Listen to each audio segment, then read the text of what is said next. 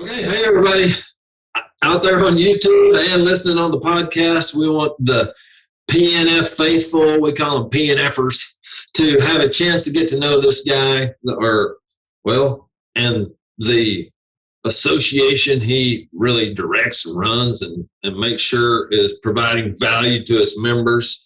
So welcome to the show, Mr. Joe Harris, the Southwestern Meat Association big boss, let's say, and we're going to explore the importance of these industry associations, how he keeps up with everything. I mean, to me, some of that stuff you do is just really impressive. So, hi, Joe. Welcome to the show. And, I just can't wait to find out more about how you actually do what you do. Well, howdy, and it's good to be here. Yeah. Looking forward to visiting.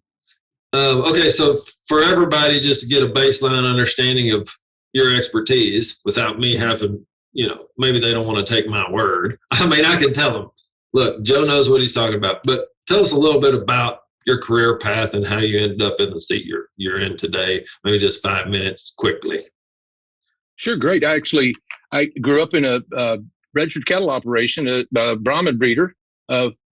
As they used to tease me in graduate school, a recovering Brahman breeder.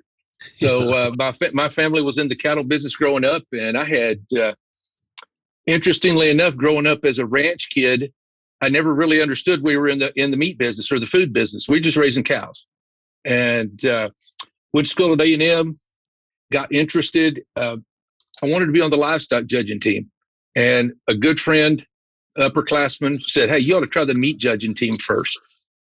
And that was my first exposure to the meat industry, was being on the meat judging team at A&M, and really fell in love with the industry. Started getting to know the industry, visiting packing plants and seeing how the industry operated, and really started getting excited about it a little bit. But the dream was always to go to vet school.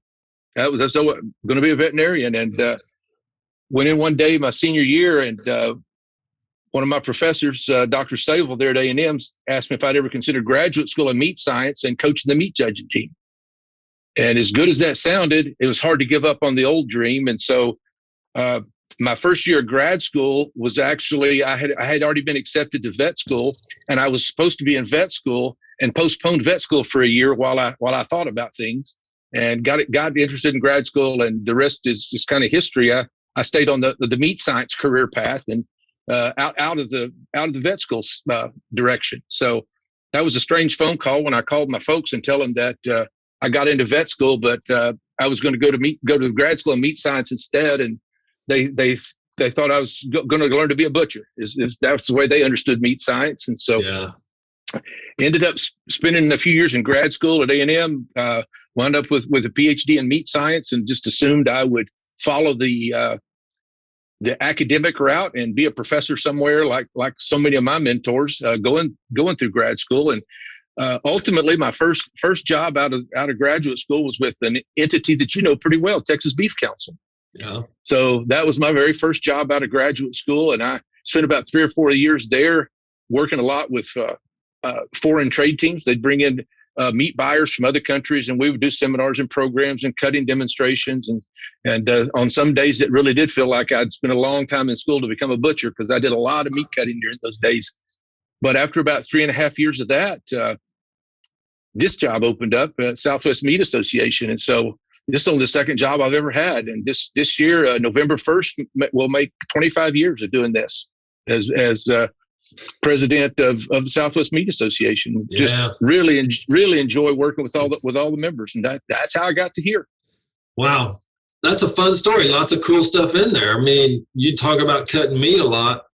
I would argue it's scary, the few amount of people that know how to cut meat anymore. Like, that's an important piece of thing we all in the industry need to think about and try to keep promoting, so that art doesn't die. It's really a interesting and cool thing. So it's amazing to me. One of the things that I did, a fun thing that I did fairly early in my career, is I served on an advisory board for the meat processing program at Texas State Technical College, where they were training butchers, and they were cranking them out.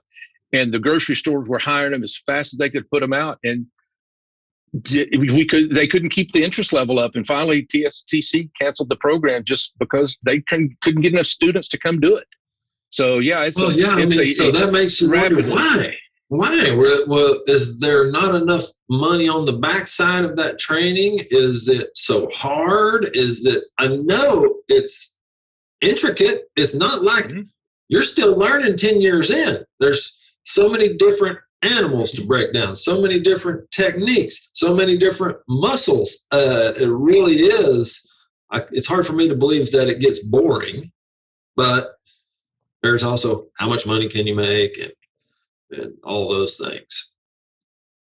I think probably the industry started solving some of those problems at a different place than the grocery store. Yes. Okay, cool. Now, so everybody hopefully hears you're absolutely qualified to talk on these topics. And the only thing that might disqualify you in my mind is all that maroon. But, that's just because I'm a Red Raider. But the Red Raiders have a lot of meat science stuff going on there and have a great group of people involved with the SMA. So it's always just a fun little boxing match, but nothing really serious behind it. They do. The guys that key players in the meat science program at Texas Tech, two of them I went to grad school with. So they're good friends, and they are doing a great job up there. Yes, sir.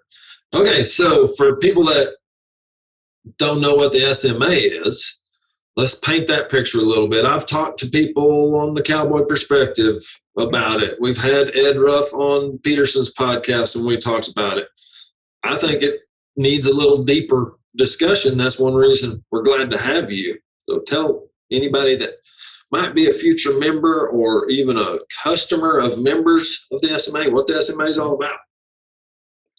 Great. I always like to talk about SMA. I mean, that's number one. That's what I get paid to do. But it has become a passion. You wouldn't stay somewhere for 25 years if it wasn't a passion. A little bit of history about SMA. SMA started in 1957, and it was a group of independently owned packing houses in the state of Texas that formed a little organization. They named it the Texas Independent Meat Packers Association, and their sole purpose for the original formation of it was they wanted to form almost like a co-op to leverage their buying power to get cheaper fuel for their delivery trucks. That was its first purpose. And hey, let's do that again. We should do that again. It may be time to start looking at that again. But that's how they started out. And over the years, it evolved and has broadened its scope and changed its name a few times. After Texas Independent Meat Packers, it became Texas and Southwestern Meat Packers, very similar to Texas and Southwestern Cattle Raisers, and covered basically the same membership area as Texas and Southwestern Cattle Raisers. So Texas and the bordering Oklahoma and New Mexico. Then it became the Southwest Meat Packers Association, and expanded a little bit more, and ultimately just became Southwest Meat Association, or SMA. And now we have successfully destroyed the definition of Southwest. I do like to say everybody that belongs to SMA is Southwest of something. Yeah. We now have members in 34 states. Some of them are anything but what you would consider to be Southwest. We have had members in Alaska. We have 2 or 3 in New Jersey currently. So we're all over the board. Now, what do we do? That's kind of who we are, but what do we do now? We're no longer, as you know, in the fuel buying business. We provide several things. Number one is information. We try to keep our members up to date on things that impact their business. One of the things that I talk about a lot with the survival of smaller processors, and most of our processors are smaller, even though some of the major packers do participate with us. We're really organization driven by the smaller processors. But I kept track of it one year, and in 1 year, the Food Safety Inspection Service alone put out over 100 notices, directives, new rules, or policy changes, things that our members had to know about. And it's just about impossible for a company that's trying to produce and sell high quality, safe products to keep up with all that if they don't have a dedicated staff to do it. And a lot of smaller companies don't have that ability. So that's one of the things we do is we provide a summary of every issuance that comes from FSIS and try to boil it down into a couple page memo. We actually have a law firm in Washington that helps us with this. We can't handle it all either. And so they do that. And so that's one of the things we do. We put out a weekly newsletter, again, trying to keep our members informed of things that impact their business. We provide a lot of regulatory support. Those issuances that come from FSIS all come with teeth attached in some form or fashion. They're things that companies have to comply with. And we assist those companies in making sure they're in compliance, or when they're not in compliance, help them figure out how to get back in compliance and get out of trouble with the government. So we do a lot of that. We've in recent years become much more active in trying to get our members engaged in the political dialogue and talking to their elected representatives in Washington. So we organize a couple of trips a year. That's kind of been interrupted by the pandemic, but we organize usually 2 trips a year to take groups of members to Capitol Hill to talk to their individual members of Congress and other members of Congress that have regulatory oversight over our industry, and talk about what's going on out here and tell them how their policies impact us. Yeah. Those are a few of the things that we do. And as you well know, we organize conferences and conventions to have informative speakers and provide networking opportunities for our members. One of the things that I don't know how, but when I talk about SMA, I tend to forget to mention what we try to do to train the next generation of leaders in our industry. And last year, I'm so proud to say that we gave away $84,000 worth of scholarships, a good amount of which went to your dear friends up in Lubbock and at A&M and Oklahoma State and A&M Kingsville and Angelo State University and West Texas A&M, all places where good young industry leaders are being trained. And so hopefully that's down the road going to pay off.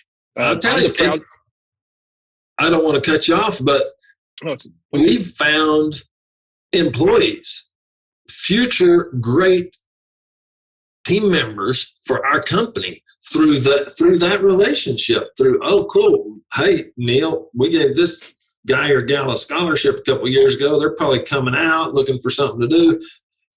It's just really, I would say just outside of all those other things, which I hate doing, I wouldn't ever read a directive if somebody help was on me.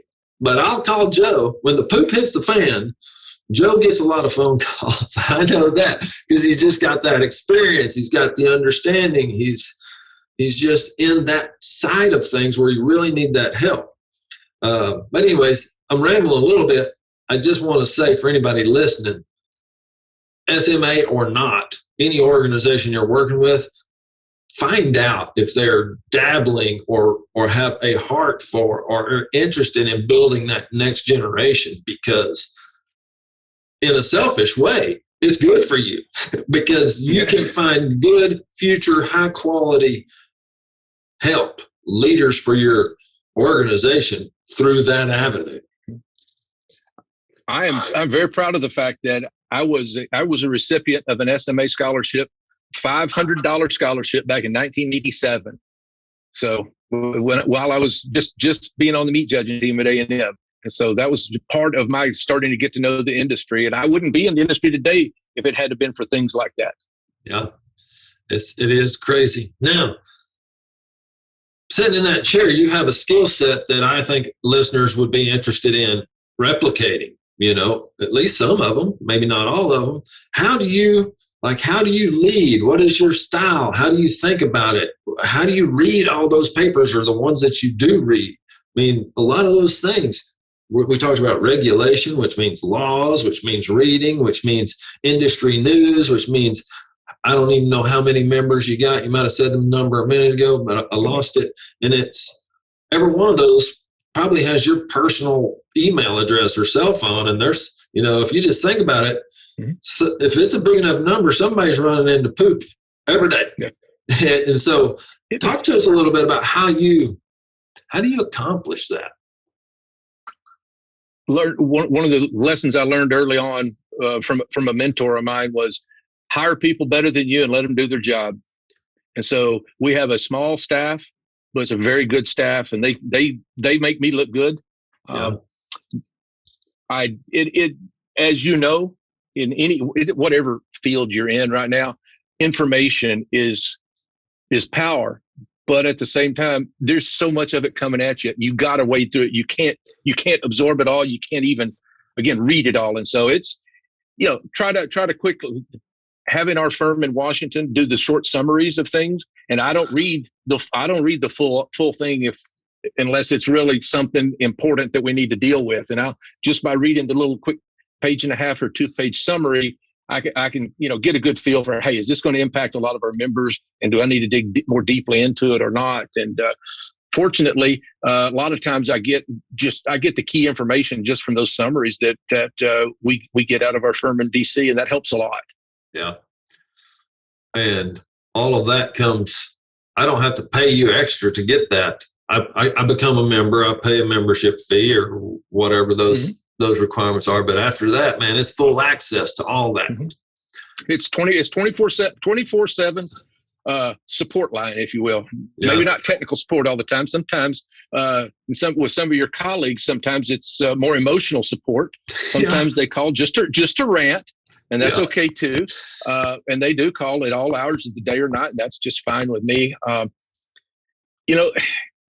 It's really rewarding to be able to work with a company that it's never good to be in a crisis situation, but when they are in that crisis, to be able to serve as that less emotional advisor that can help them through and give them the right advice and get them through the crisis and with the least amount of collateral damage. Yeah, I mean, that's a testament to you and your career and your staff. Like, high five to you guys, because you're trusted.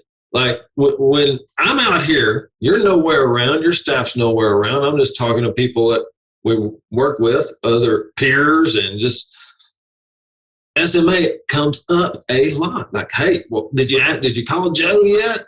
No, I didn't. I'd start there. That's going to be a great resource for you. Are you a member of the SMA?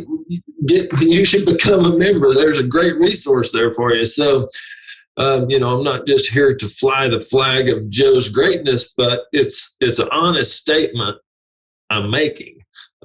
You guys are certainly valuable to the members, and just high five on that.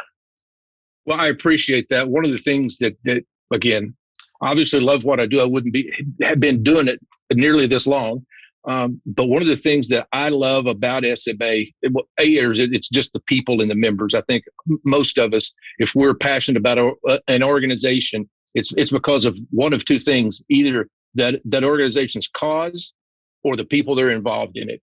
And in this case, I think it's both. But one of the things, when I look back, and there's all this talk right now about, literally, I just earlier this morning was responding to some questions from a reporter about industry consolidation. And when I think about that and look back to those early years of SMA back in the 50s and 60s, and I look at the membership roster, 95% of those companies no longer exist. And I'm so proud to be able to support those of you out there that have found a way, that you've been resourceful enough, hard-headed enough, dedicated enough, whatever the right term is, to make it when so many of your industry colleagues didn't.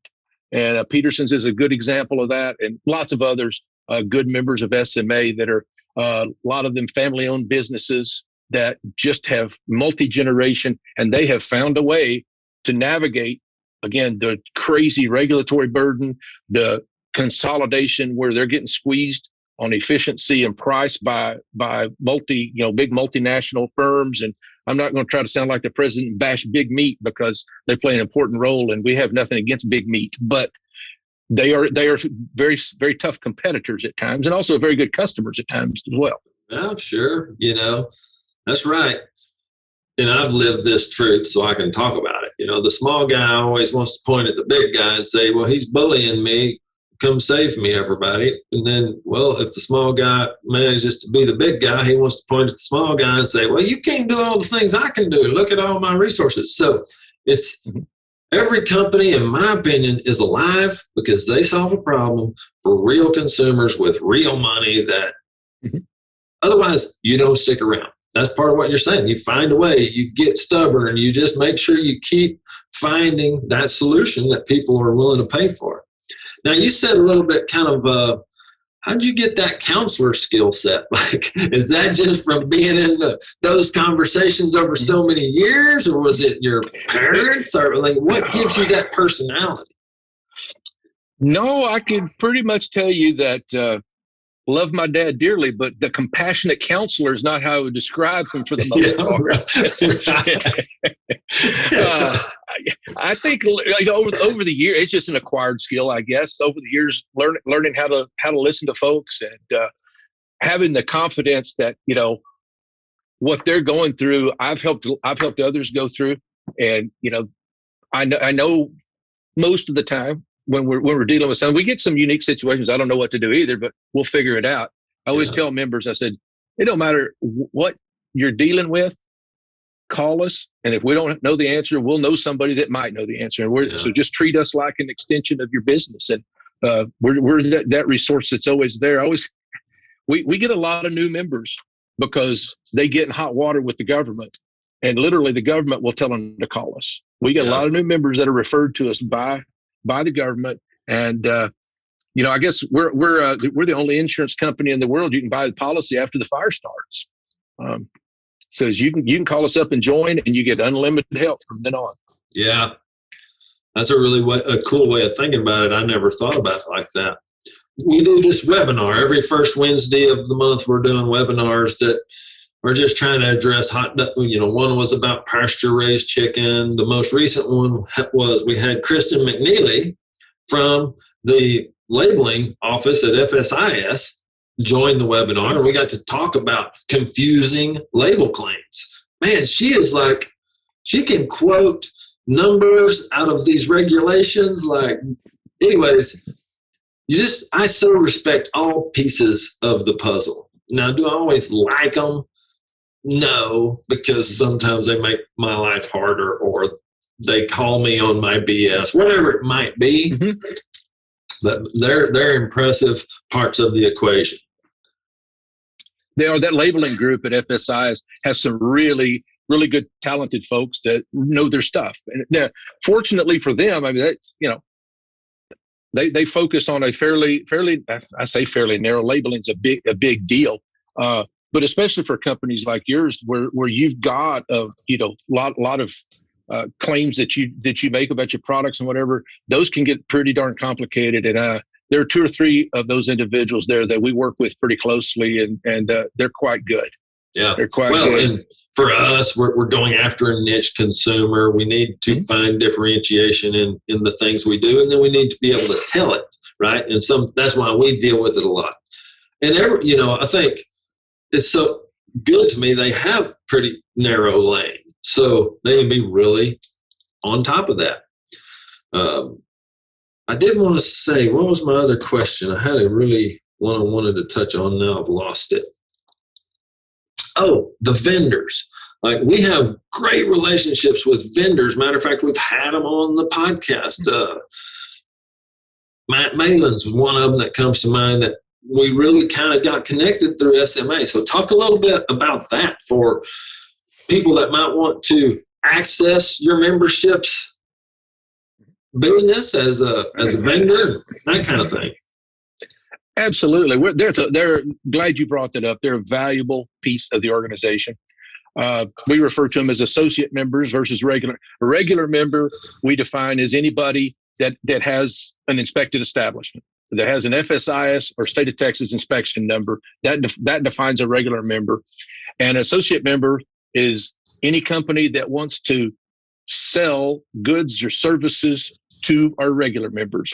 So that can be packaging materials, equipment, boxes, labels, spices, and other ingredients, just any insurance. Variety. I mean, services, like even just insurance, banking, legal, little all of it. So anybody that wants access to our members and the ability to advertise in our materials or participate in our convention and network with our members, we'd like to provide that opportunity.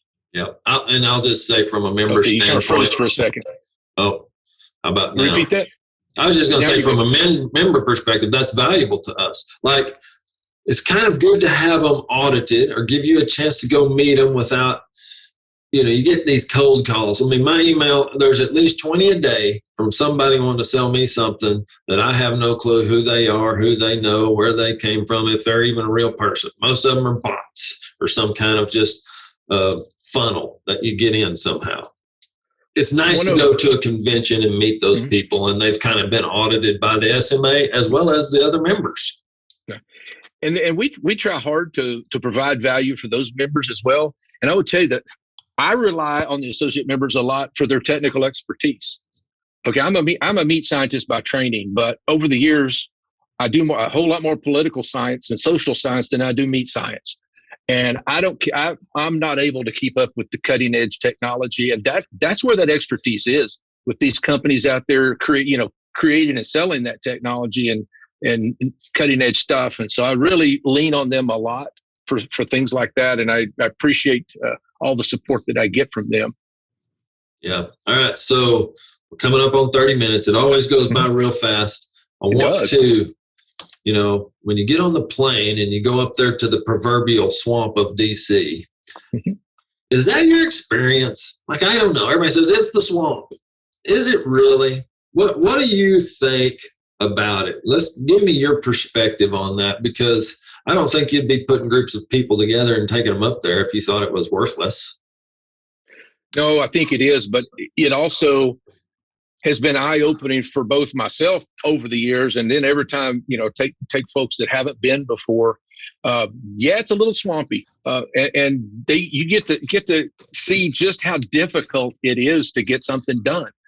Because if you go sit down with your congressman and say, Mr. Congressman, we got this problem, and we really, really, really need some help getting it solved, and we need some legislation or this, that, or the other. And, his first thing is, how are you going to get 217 of my colleagues to agree with you as well?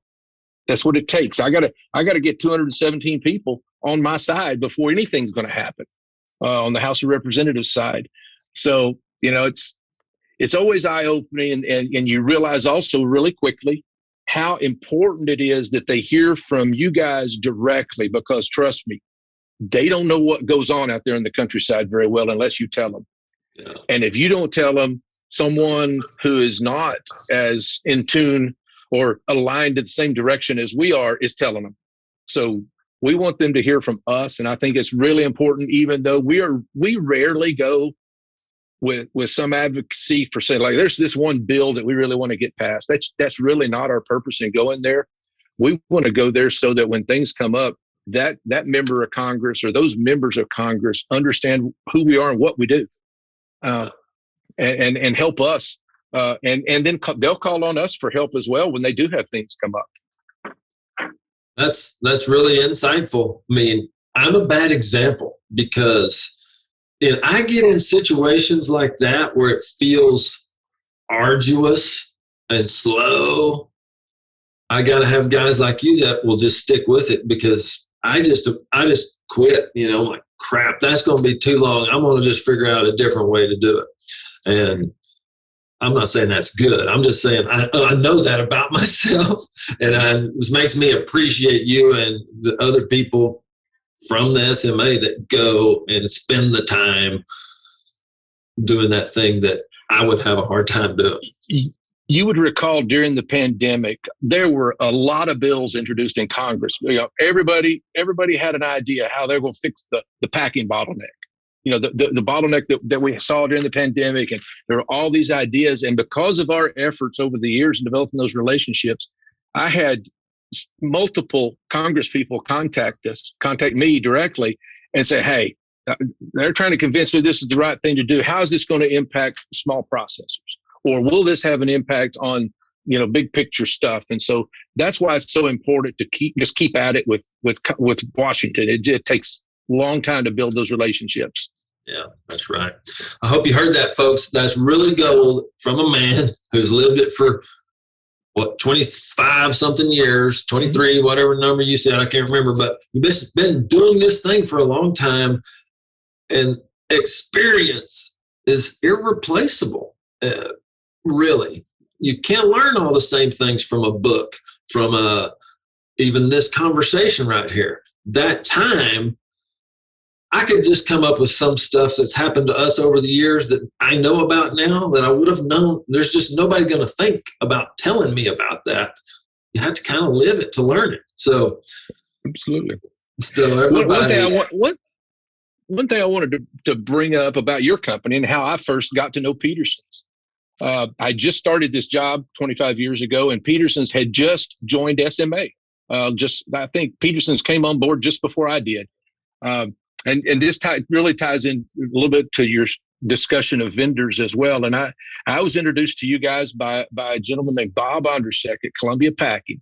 And he was always known as kind of the godfather of SMA. And he would take new members under his wing and guide them and get them involved in the organization and whatever. But he was famous for, if a sales representative of a vendor came into his office to sell him something, he would not take the meeting with them until they joined SMA if they weren't already a member.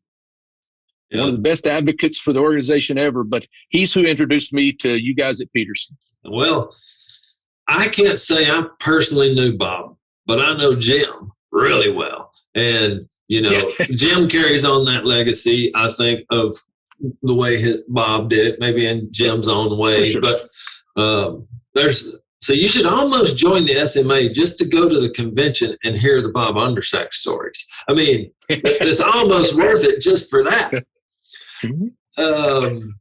I lived many of those stories. Yeah, right. So, folks, that's a quick, small 30-minute insight into the SMA. Joe Harris. Go learn more. Joe, where can they find out more about the SMA? Maybe just get the website so we can put it in the show notes and any social stuff. Absolutely. I can't tell you all the social media. I can tell you the website, southwestmeat.org. So very, very straightforward there. And we are on Facebook and Twitter, and I don't know where all else, but look us up. Southwest Meat Association on Facebook for sure.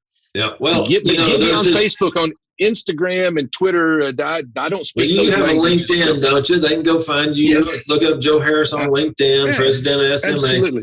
This magic thing out there, Google. All you got to do is type Southwest Meat Association, and it starts spitting out all those things. Sure. Our producer, Johnny, he'll go in, he'll find all that stuff, link it in the show notes just to make it easy. Because the truth is, this is 30 minutes of time somebody spent with you and I know you well enough to know we don't want them to walk away and think, well, that was a wasted 30 minutes. There's been good stuff here. There's going to be links to resources within this. Go use them. I mean, that's what it's here for. That's why I want to tell Joe, thank you every time I see him, because he's provided that stuff for me. It's one reason that I begged him to come on this podcast so we get a chance to give other people that access. So there you go. Thanks for your time, Joe. Listeners, thanks for your time. Hey, I sincerely appreciate the invitation. I've enjoyed the time. Anytime.